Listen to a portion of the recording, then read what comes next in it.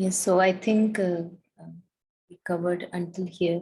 And again, as it is very obvious when we go through these lines, it also refers to the evolution of Earth consciousness and also to us, referring to us, how we see in our intellectual knowing, we know what is possible for us. But for the moment, it seems an impossibility, as if we are just toiling in time to make something beautiful happen.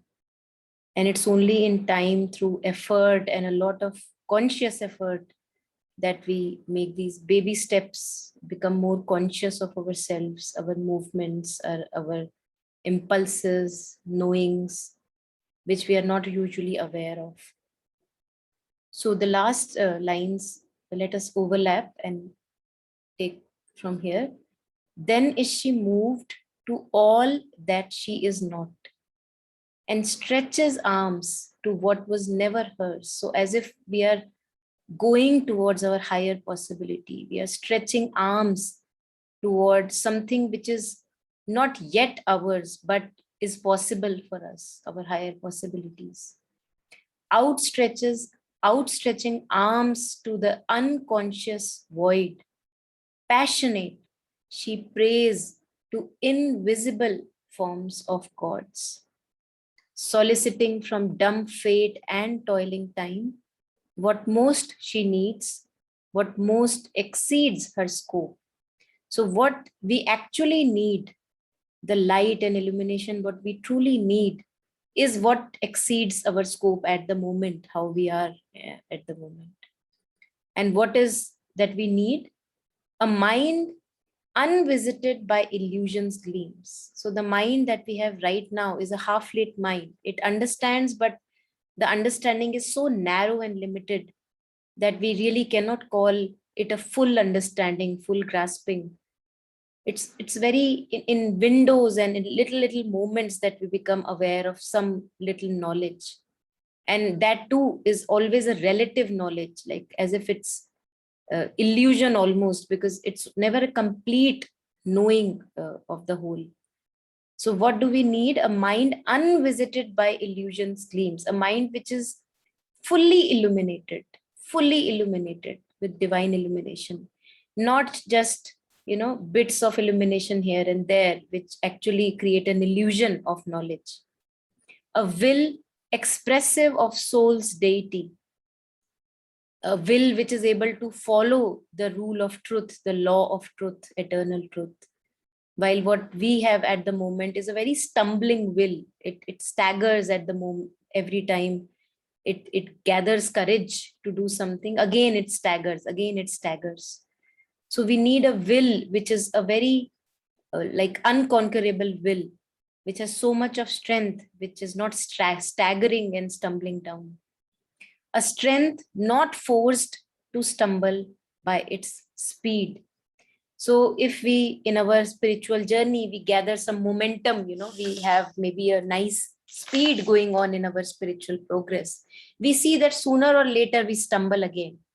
Yeah, Vedic rishis call this the night and day, that first you have days of illumination and then it will come really dark phases where more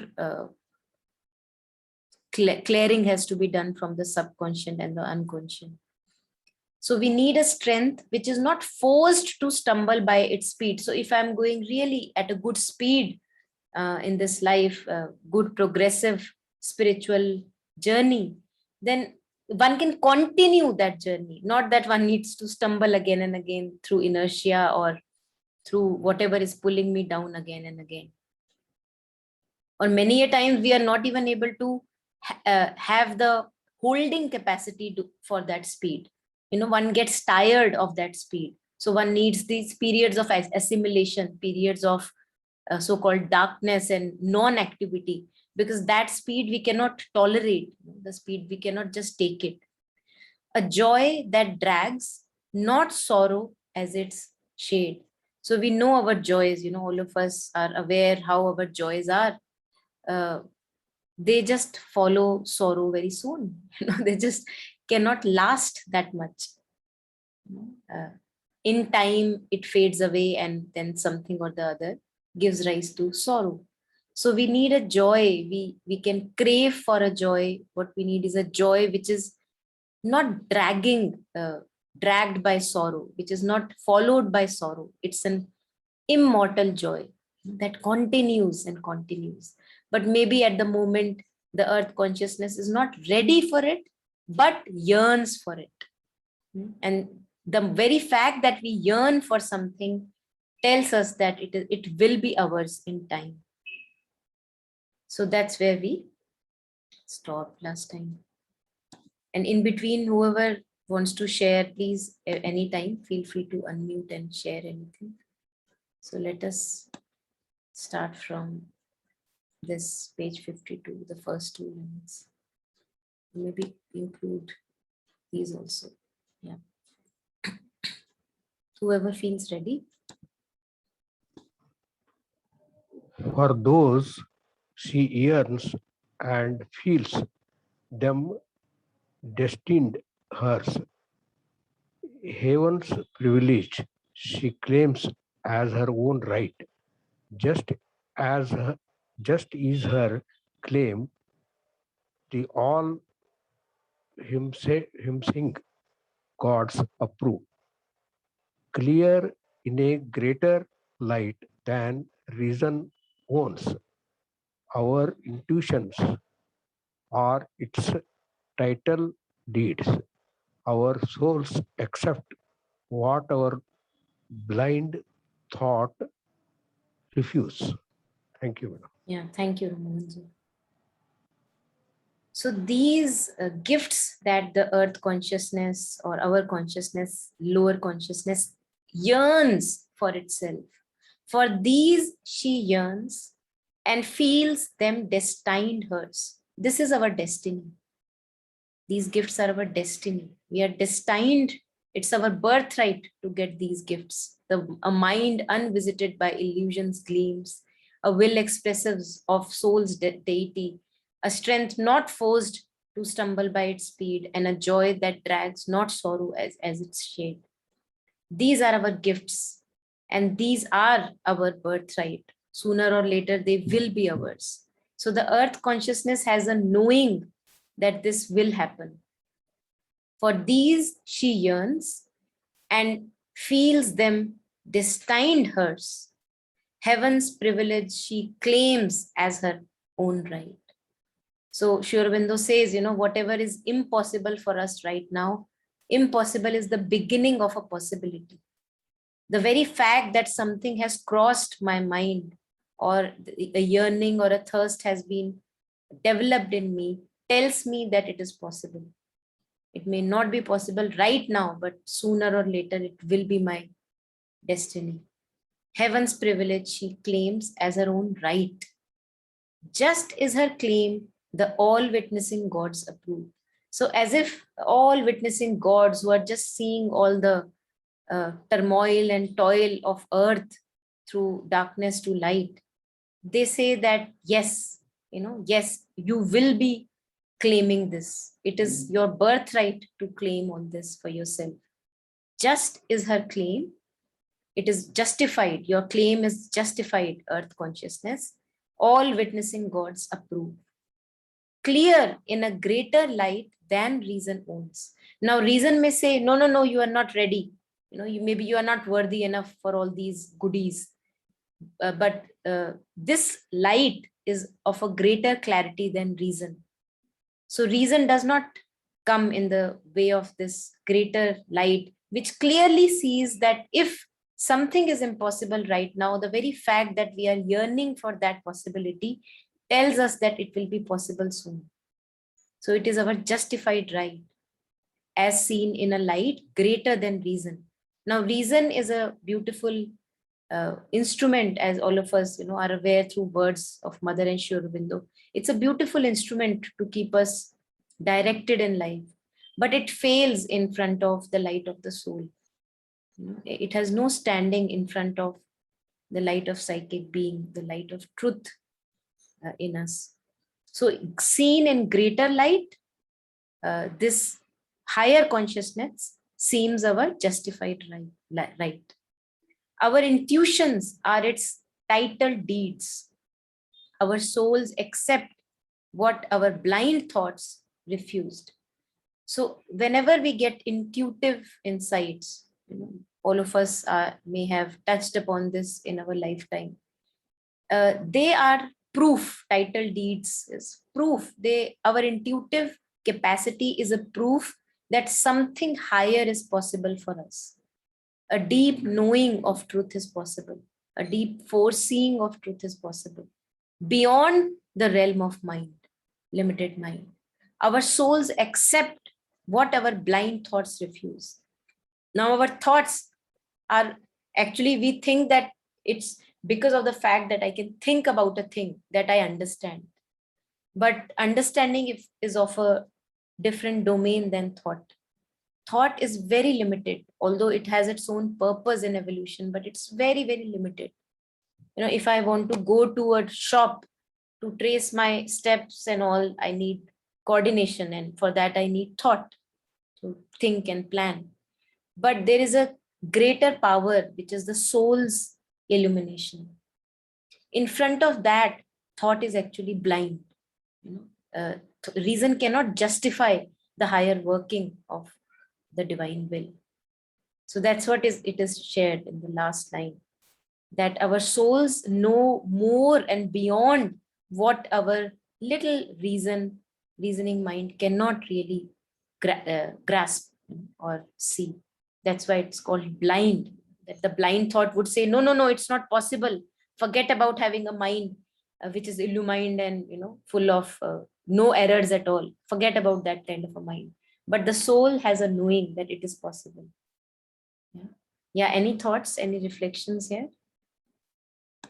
Yeah, Monica, this line, no, our souls accept what our blind thoughts refuse. Yeah, first time when one of my friend told about this importance of this line, when I was going through so many suffering and crisis, I again and again question it actually without accepting anything. She said, only the soul will select all those sufferings to gain some experience to go through the life to in a progressive way. I never accepted that in the initial stages, but she really pointed out this line: our souls accept what our blind thoughts refuse. Now, Yeah. after all these sessions, only this line I can really take it. Take it, yeah, take it Beautiful. fully. Yeah. Beautiful. Thanks for these sessions, Monica, really. Yeah, I think Chitraji, it's totally your readiness and receptivity. Otherwise, these sessions have, no power as such. So Yeah. more But power to you. both are there. Yeah. Yeah. Both are there. Thank you. Yeah. But yeah, this is our souls accept what our blind. This is a really mantric line, Monica. Yeah. Yeah. All, I think what you are sharing in the lines coming forward, there yeah. also Sri Aurobindo reflects more on how souls are planning as if experiences of our life so that we can grow forward. Yeah. Yeah. Beautiful. Thank you for Yes. sharing. Yeah. Yeah. Anyone else? Any thought at this moment? I don't know if I shared this with you all some time back, that Bombay blasts happened, right? Yeah. At that particular time, what I decided, I was too much into this technology and, contact and everything. So I said, I'm just going to take off 1 week without phone, without any contact, without knowing where I'm going to stay, kind of. I said, I'll just take where life takes me, kind of. I said, decided on Bombay, Pune. And as this thing would have it, I didn't know about it. Maybe, they say ignorance is bliss. Wherever I went, there were blasts soon after I've left. Then I was supposed to come back from, the German bakery. I went and I left for this thing. Then there the blast happened. Then Leopold Cafe. Then one station where I got down. Then I was supposed to stay in that ITC thing. I don't know what, that night I had a dream. The next day I was going to go there. The dream kept saying, your mission in life is not over, your mission in life is not over. I didn't understand what it was. Then I just suddenly decided I will go back to Bangalore without even, Then when I came to Bangalore only, I realized, because I decided, no, I won't talk to people, I won't read paper, I won't see TV. So I never got to know till I reached Bangalore. So at that time, I guessed, something inside that propelled me to, leave the place probably at the right time. Like in retrospect, I can say this, but if I reason it as you say, then it says, oh, it's just a coincidence. But then so many places I said it couldn't have been a coincidence that something propelled me to leave at that particular time. Otherwise, I don't know what would have happened, probably. Yeah, beautiful. Absolutely. Yeah. It's very beautiful. Yeah, thanks for sharing. Yeah. It's beautiful if you can, one can hear and trust the voice that came to you, because many a times, again, Sri Aurobindo says that not everyone who receives kind of a inner voice would be able to follow it. So it's really grace, the work of grace, that one is first of all able to hear it and then also able to just follow the dictate. That's really beautiful. Okay, so let's go ahead. Anyone who wants to read the lines in yellow? Yeah. Earth's winged chimaeras are truth's steeds in heaven, the impossible God sign of things to be. But few can look beyond the present state or overleap this matted hedge of sense. Yes, thank you. Earth's winged chimeras. So chimera is a word from Greek mythology, where you have this, kind of a composite animal, maybe head of a lion and wings of an eagle, maybe rest of the portion of a horse. So that's what a chimera is. And it has a symbolic meaning also. Each part has a symbolic meaning coming from Greek mythology. So Earth's winged chimeras are truth's steeds in heaven. Steeds is a horse, horses of truth on which the truth rides. So it says, metaphorically, using this word chimera, that whatever imagination we have in our little minds, illuminations, all those imagination which may right now seem really impossible. For example, chimera is a lion's head and an eagle's wings, which seems actually impossible. So those impossibilities are the horses on which truth rides in heaven. So they are possibilities somewhere in realms which are unknown to us. They are possibilities which are impossibilities to us in the earthly realm, on the material realm. Earth's winged chimeras are truth's steeds in heaven, on which truth rides. The impossible, God's sign of things to be. Whatever we consider right now impossible for us, maybe we are looking for a deeper harmony in our relationships, but it seems impossible at the moment. Maybe we are looking for a deeper communion, or maybe a great self-giving that we are yearning for, but yet we are not there yet. All that we consider impossible at the moment is God's sign of things to be. They will be possible in future. But few can look beyond the present state. Now our eyes, as if our whole being is as if tied to whatever is in the day-to-day life, the nitty-gritties of day-to-day life. We are just tied to those present realities. And those present realities are also, we don't really go deeper in them.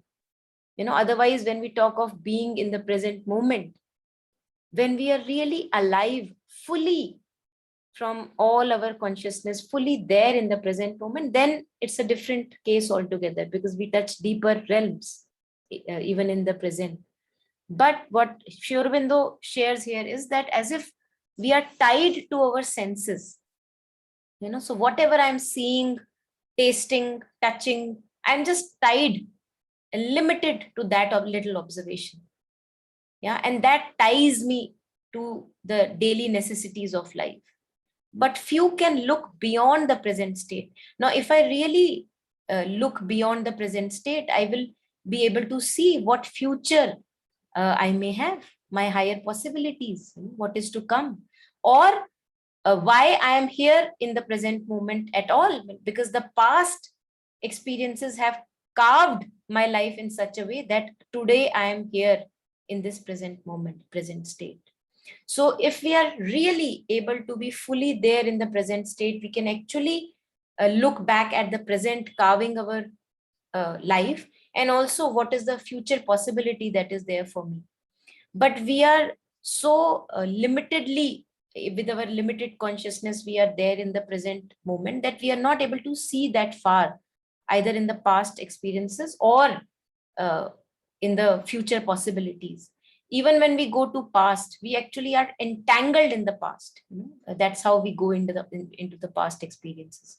We get entangled there, we get trapped there, or overleap this matted hedge of sense. So imagine that one is, our knowing is caged through, fenced, all around through these outward bound senses. Whatever I see, interpret, touch, taste, smell, that's what my reality is. Nothing beyond that. And that's why in spiritual literature, it is stressed upon to go beyond the senses, also to know the senses fully, not that to shun the senses, but to go beyond the senses, because as long as I'm tied to the understanding of senses, I'll not be able to really know truth, really kind of plunge myself into this deep ocean of truth, because senses are very limited. So is it possible for me to uh, go transcend the senses, go beyond the senses, know myself something more than the senses, not to shun away, cut off, but to know one? For example, I'll take an example. Imagine that there's an actor who would go out and play the role of a whatever, maybe a hero, a villain, whatever. Now, in that moment where I'm just looking at the story of the villain, of the hero, I'm very limited in my being. But the moment I know myself as the actor itself, the untouched actor, I would see myself also as the villain or the hero, but also something more than the hero and the villain. There is something more to my being than those little windows of script. So if can we do that? And Sri Aurobindo says that only few can look beyond the present state. Only few can look at ourselves as something more than just the tip of the iceberg, which is available to us through the senses. Through the senses, we cannot really know truth deeply. So we have to transcend, along with the use of senses, we also have to transcend the senses and overleap, as if we are taking a leap of faith, and plunging ourselves into this ocean of vast higher consciousness that lies even beyond the sense perceptions. There is a truth that we cannot really reason out, we cannot really know with our senses. Yeah, so any points here, anyone?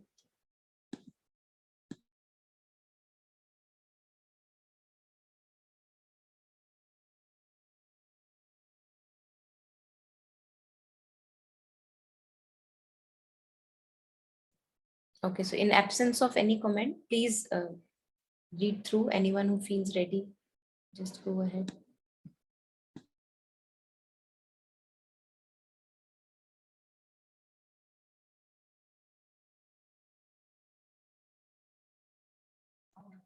All that transpires on earth and all beyond are parts of an illimitable plan the one keeps in his heart and knows alone.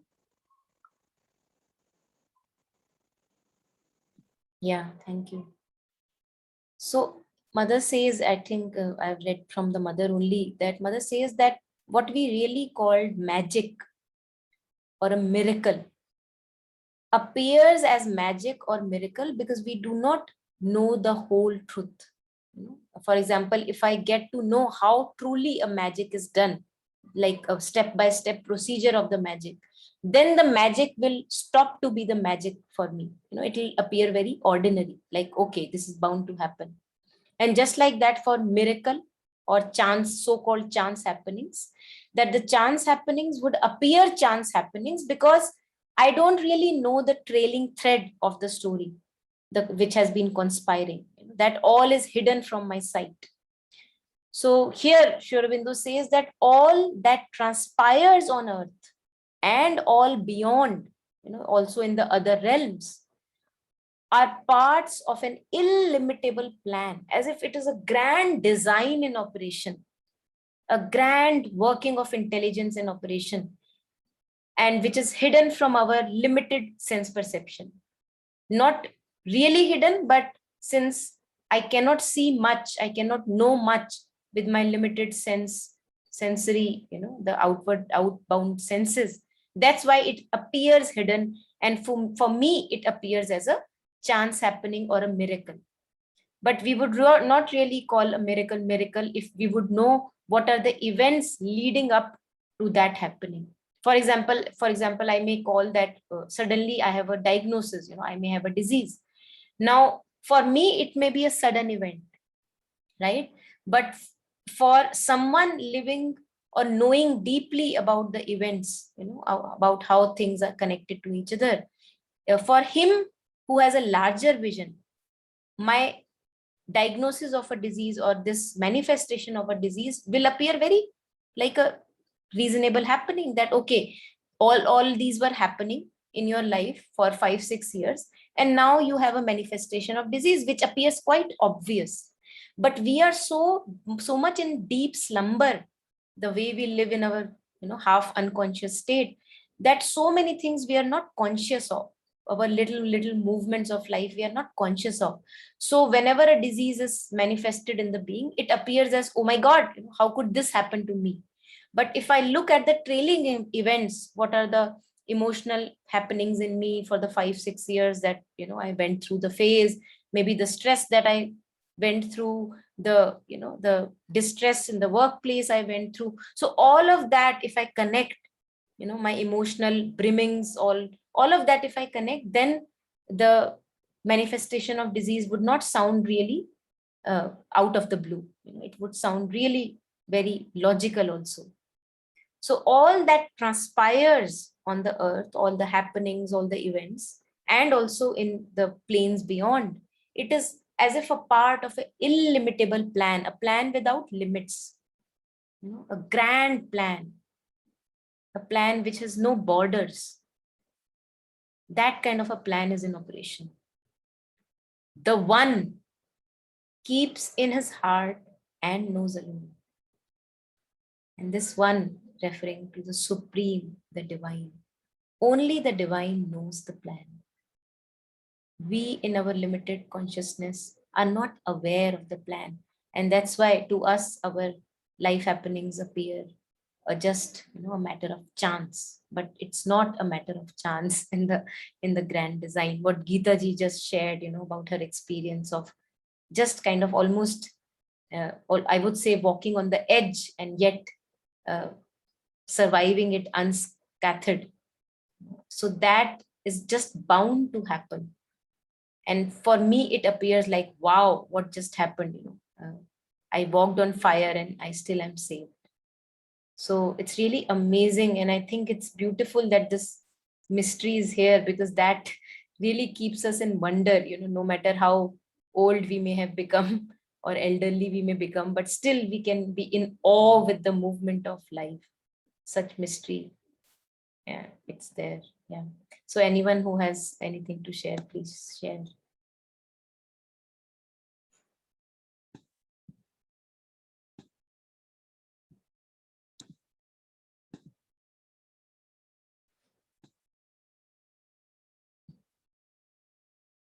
Okay, so if not, please go ahead. Anyone feels ready with the lines in yellow? May I read, madam? Yes, Mohanji, please. Yeah. Our Our outward happenings have their seed within, and even this random fate that imitates chance, the mass of unintelligible results, or the dumb graph of truths that work unseen. The laws of the unknown create the known. Thank you, madam. Thank you. So again, I think the meaning is quite graspable, at least on the surface. Our outward happenings have their seed within. So whatever I may experience in external life, all that is as if planned by something which is hidden. A seed is hidden in the darkness. A seed is hidden potential, as if the whole tree is hiding in a seed. And a seed may appear so non-living at times, maybe really not that articulate in its expression. But what all possibilities that are hidden in the seed, only a seed knows. Our outward happenings, all the manifestation in my life, my impulses, my desires, the way I act, react, all that included, they have a seed within, owing to this grand plan in action, which is a hidden plan. And even this random fate that imitates chance, again referring to the example that Geeta ji gave to us today, I think perfectly fits here. Random fate feels so random, that okay, very random chance events. Even this random fate that imitates, it looks like as if a chance happening. You meet a person. Amal Kiran shares his example of how he saw for the first time Sri Aurobindo's photo or something, an article on a on a shoebox which was wrapped with a newspaper on which the article was there, and there he just connected, like, this is where I need to go. So they appear so beautifully kind of designed, as if someone has planned all these surprises for us. Meeting with a person, who may be your, I don't know, a soulmate, or like a spiritual partner for a long time. We don't know how these things happen. Yeah, but they happen. So even this random fate that imitates chance, this mass of unintelligible results. So many a times the results or consequences we have in our life, they appear so unintelligible, that how could this happen when I did so much of effort? But they happen. So there is no logical consequence that we may really trace back, owing to the fact that we cannot really understand the subliminal or the happenings which are below the level of our own understanding. So it appears very unintelligible to the reason. Reason says, oh my God, how could this happen? I put so much of effort. I did my best, and yet this happened. So it may appear very unintelligible. Are the dumb graph of truths that work unseen. So, if you look at a graph, for people who have seen any kind of a graph, like dot graph or a line graph, for a person who is not used to looking at graphs, they'll appear very dumb. Like, what do you really want to say through this graph? I would not be able to really understand what this graph wants to say, but it points to something. It just points to something in its own inarticulate expression.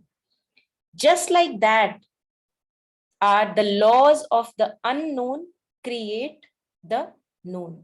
Just like that, there is an unknown which is as if manifesting itself through all these little movements of life, happenings of life, and creating that dots, as if the graph is being created. Although the graph appears dumb to me because I don't really grapple the facts beyond the graph. So it looks dumb to me. It looks unintelligible to me. But there is a greater working in operation. The laws of the unknown hidden in the seed, all this potential. It is creating what is known. And what I see or know is the dots on the graph, the external happenings of my life. That is only what I see. So to a reasonable mind, it appears really, one can say bizarre. It appears bizarre. but there is a grand design in operation. And that is the mystery. That's where the wonder lies. So every time, as if we are stuck with this awesomeness at times and miraculousness of life, that there is something which we really do not understand, the mystery of life, the divine comedy of life. And yet it seems to make sense also, when we look back at our events and see where they have gotten us. We see that no matter how much pain or suffering or disasters we may have gone through, they have led us to this place of a somehow deeper and kind of a deeper knowing and understanding of our own self. Yeah. But then when we are there in that experience, there it does not make any sense. It's only in retrospect that it begins to make much sense.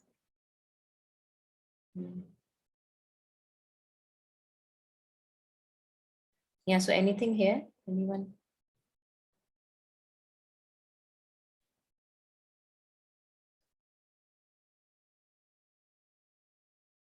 I was looking at, a video I was watching there, a true story.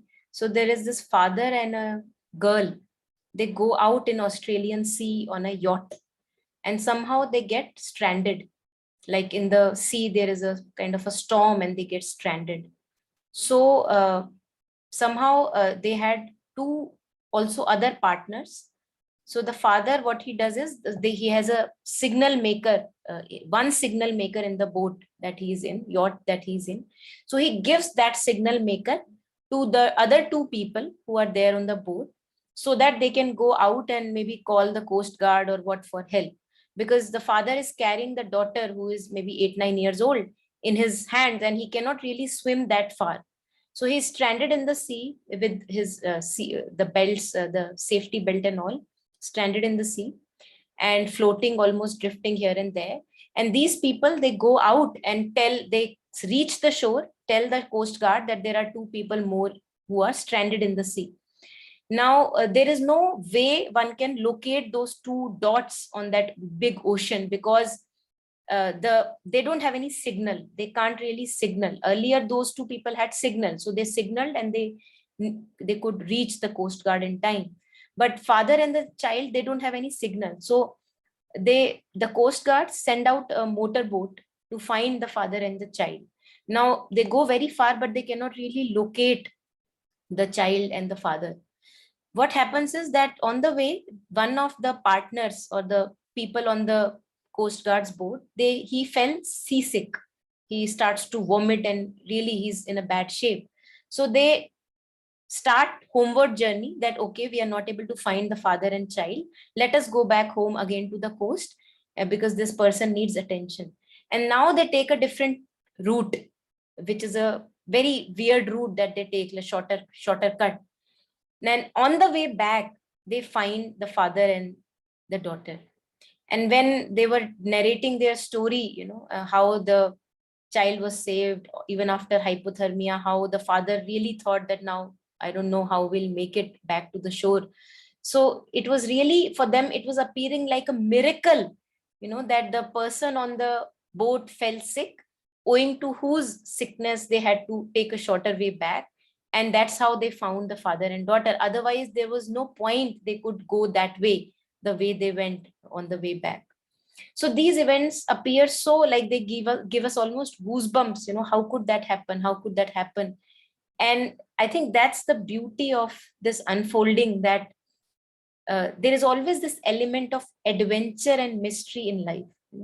And it's beautiful that it is there, because that's what keeps us alive, and kicking also, that there is always something new that has the possibility of happening rather than the regular mundane stuff. And again, there must be a higher plan in operation, how the person fell seasick and they took the shorter route and all that. It's really weird and amazing how these things work. Yeah. Let's go ahead.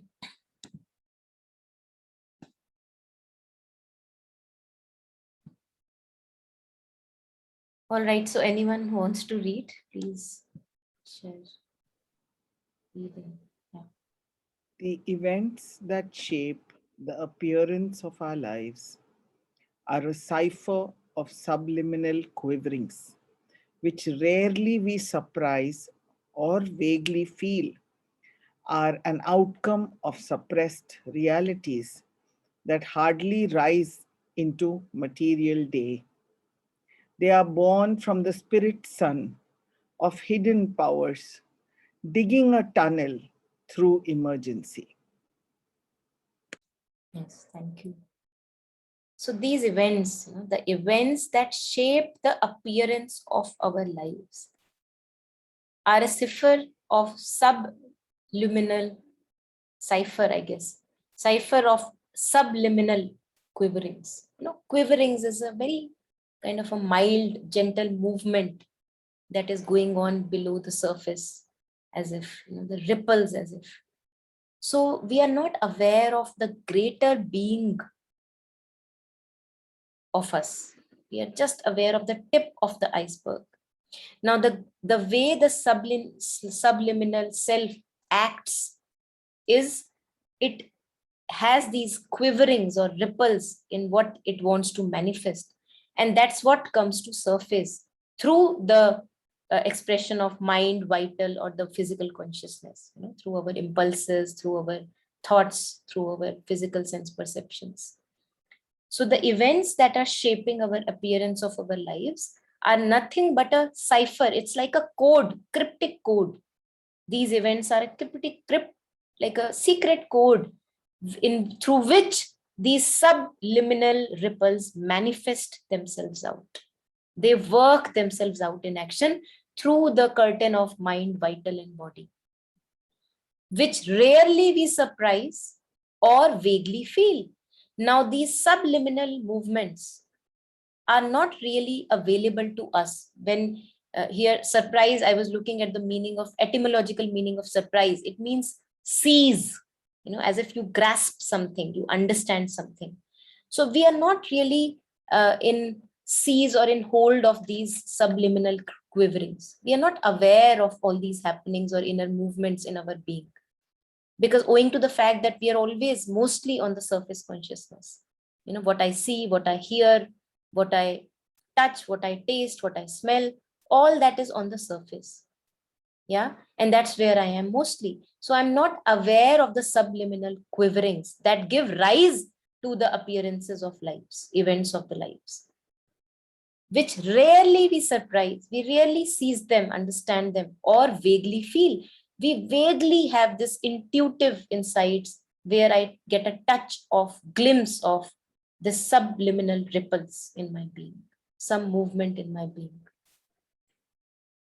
are an outcome of suppressed realities. Now, these appearances or events in my life, they are as if a cryptic language of the subliminal quiverings and outcome of suppressed realities, as if there are realities which want to come out and manifest themselves. Yeah, but they do so very vaguely and rarely. They are able to pave their way through, sometimes here, from there, finding way out, that hardly rise into material day. So very rarely I would get a feeling truly from where my movement is arising. Otherwise, I'm not mostly aware of all my movements of the being that hardly rise into material day. So in my consciousness, I'm not aware of these suppressed realities. Very rarely do I become aware or conscious of them.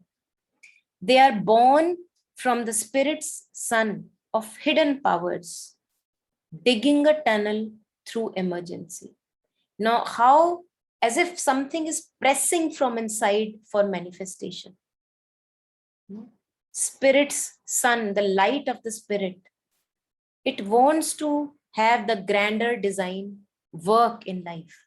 So through the curtain of mind, emotions, impulses, all this surface consciousness, the outer personality, through the curtain of that personality, as if it manifests itself. Yeah.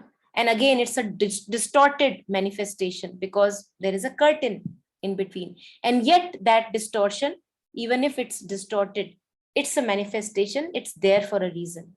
So somehow we may wonder, why did I react that way?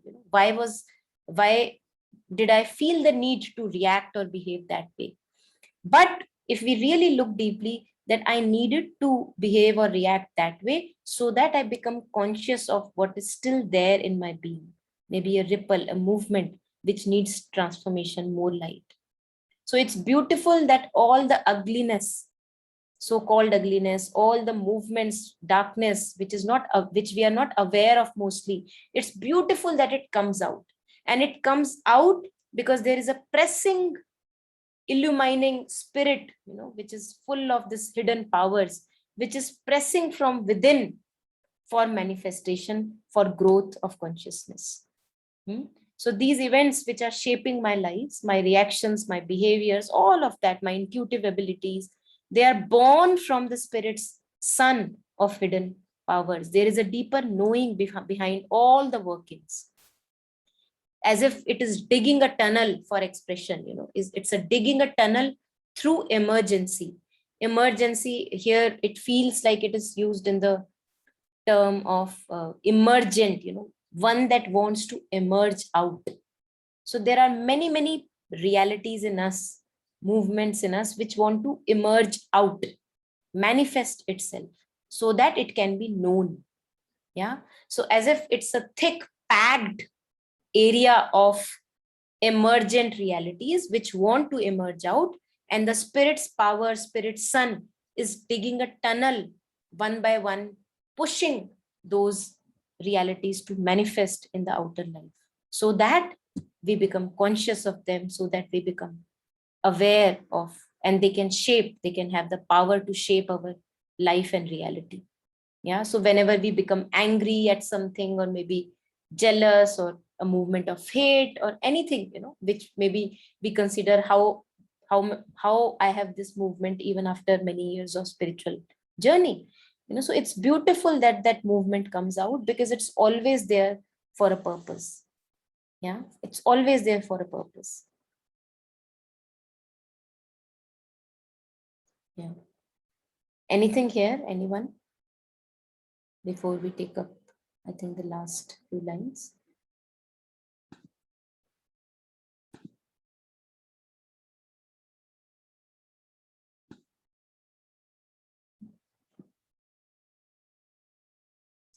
Okay, so in absence, please go ahead and we'll just finish this page today.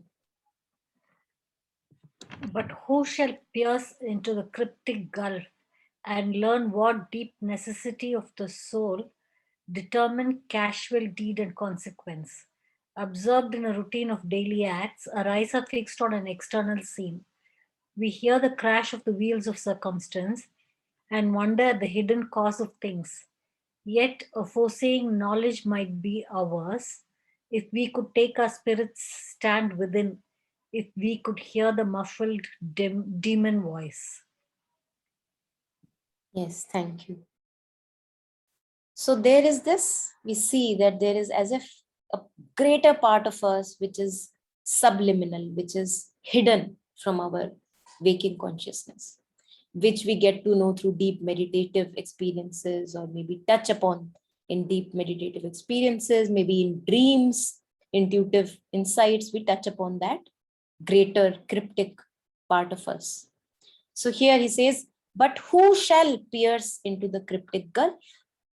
This mystery that we are, who will pierce through this mystery, go to the secret hidden part, larger part of our being, and learn what deep necessity of the soul determined casual deed and consequence. So whoever pierces through gets to know the deeper and larger part of our workings, would learn what deep necessity of the soul actually gave birth to the consequences in our life, or the casual deeds in our life. Yeah. Only when we dig deeper, we get in touch with the larger being that we are, the subliminal being, the thing below the tip of the iceberg, the hidden part.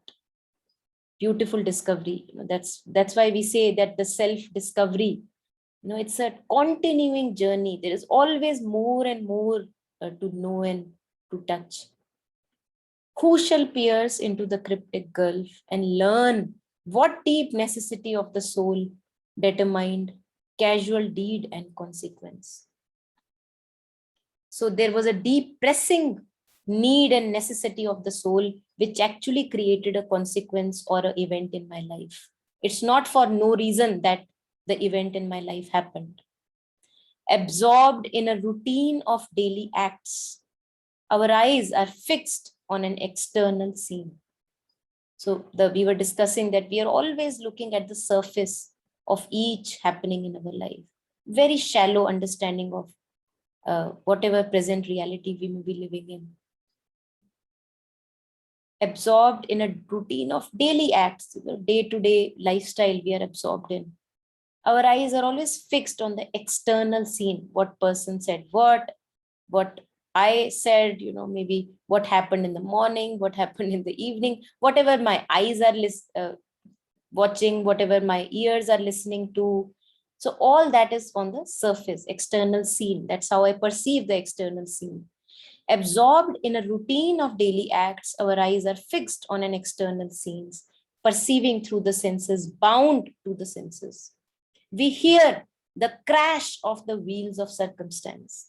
And when we are only looking at the surface, the circumstances actually begin to, as if, crash into each other. They don't really make much sense, as if conflicting again and again. But if we look from a larger vision, all those conflicts have a proper place. There is a reason why conflicts are there. Yeah. We hear the crash of the wheels of circumstance and wonder at the hidden cause of things. So we were sharing earlier that Mother says that no magic or miracle would appear really magic and miracle if you know what happened, the trailing event, the trailing sequence of steps beyond, before the manifestation of what you call as miracle and magic. So what appears to me as a crash of wheel of circumstance, and when I wonder at the hidden cause of things, I'm not able to really understand why these things happen. They're just beyond my understanding. Yet, he says, yet a foreseeing knowledge might be ours. Now, this is where the earth, lower consciousness, our earth consciousness wants to yearn to, that we can foresee events. We can foresee our own life. We can foresee all that we want to, the greater truth, the unfolding of truth. It is our birthright. It can be our own birthright.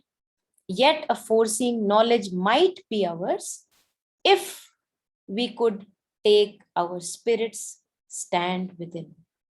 To identify myself with the spirit consciousness, with the transcendent consciousness. At the moment, we mostly know ourselves as the thought and feeling and sense perceptions. I identify myself as that. But in more and more degree, the greater degree I identify myself, take stand as the spirit consciousness, as the larger self that I am. There I get as if a gift is given to me, which is this foreseeing knowledge. A knowledge that foresees, a prophetic knowledge. If we could hear the muffled daemon voice, and daemon here refers to guided voice, inner guidance of that we receive.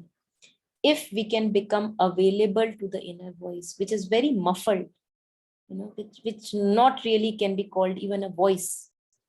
It's more like a murmur or maybe an inarticulate knowing, just a deep knowing. If we can become available to that voice, then we can be available to our higher possibilities, larger self, which has all the knowledge, which knows it all.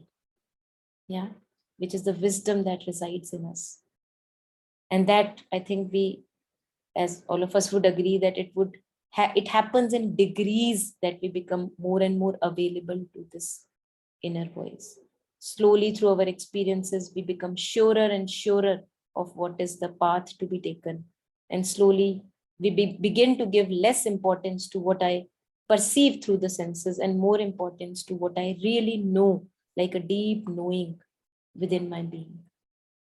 Yeah, where reason cannot act. Reason can actually fail there, but I know there is a deep knowing which I now want to follow. Yeah, deep inner guidance. So we can actually, I think we can stop here today. If there are any reflections, please feel free to share. I think when we experiment with ourselves by silencing the mind and watching from afar, you just watch yourself with a very silent mind, and it the voice becomes little louder and audible. It's my observation that the more periods of inner silence we sit with, we do hear the muffled demon voice imploring a little louder. Yes, absolutely. It's almost like, when we are, imagine that there is a voice of AC in our house, the AC may make a lot of noise, or maybe the fan. And when we turn off the fan and AC, then we hear maybe another little tick tock of the clock, which was not available to us earlier, although it was also there in the background. So absolutely with you that the silencing of the outer agitation of the surface consciousness is definitely, it appears that it's one of the important steps in this process, which Mother and Shri Aurobindo also have expressed in great detail here and there. Yeah.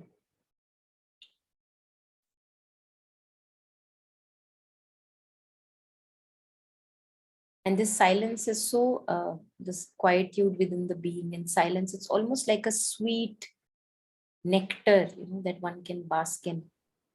It's addictive. Yeah, addictive, yeah. Absolutely. Yeah, anyone else? Anything to share?